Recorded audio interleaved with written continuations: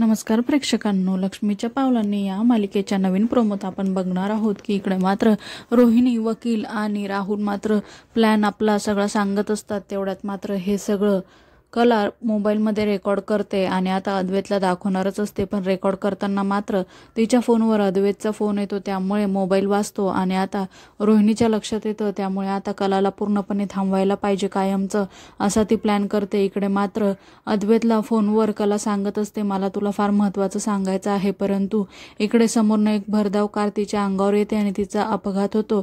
यामुळे आता अद्वैत जोरातच खरे म्हणून ओरडतो। आता मात्र या मालिकेत एका नवीन अभिनेत्री ची एंट्री होताना आपल्याला बघायला मिळणार आहे। मालिकेच्या अशाच नवनवीन भागांसाठी आपल्या चॅनलला नक्की लाईक करा, शेअर करा, सबस्क्राईब करा।